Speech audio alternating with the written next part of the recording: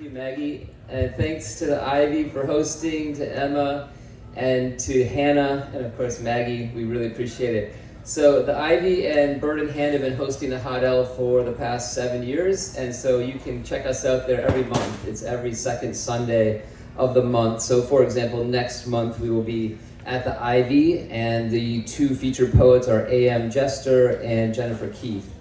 And then we have a whole series through the winter, and those will all be at Bird and Hand indoors. So the normal format, as some of you know, I see some familiar faces here.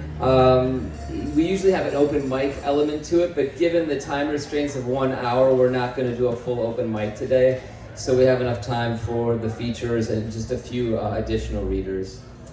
A couple other notes about the series. So it's sponsored by the Baltimore Poets Theatre, which is run by David Yezzi. Unfortunately, David couldn't make it here today. He's usually one of the hosts, but he's out of town. And then also Smartish Pace, which is the magazine that I'm affiliated with. And Dan Todd and Clare Banks are here. They're both editors of Smartish Pace and help out with the reading series. All right, without any further ado, let's jump in with our first poet to get us warmed up. This is a poet who's also been a feature in the past in the Hot L. Please welcome Tracy Dimond.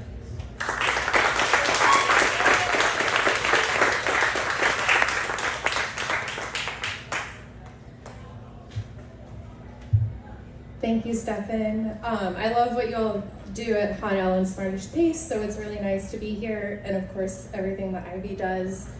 I'm going to read one short poem for you, and it's sort of about my love of rocks and everything I project into them. But instead of, and I have an epigraph for it, but instead of giving one from, say, Forrest Gander, who's like famously a geologist and a poet, I have an epigraph to it about grief from Lydia Yuknovich.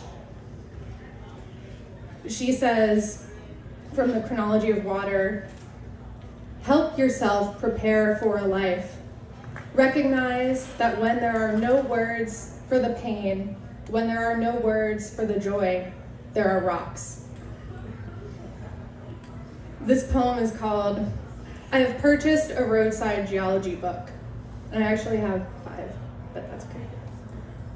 Will this ever matter someday?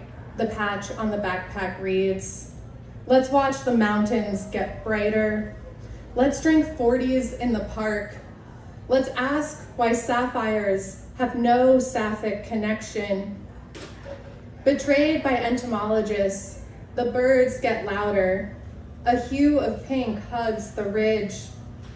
For a few moments, the blue of darkness before the fury settles on a mountain. Rocks are drawlines of the past. I'm still not breathing deeply, but this view is nice. Thank you.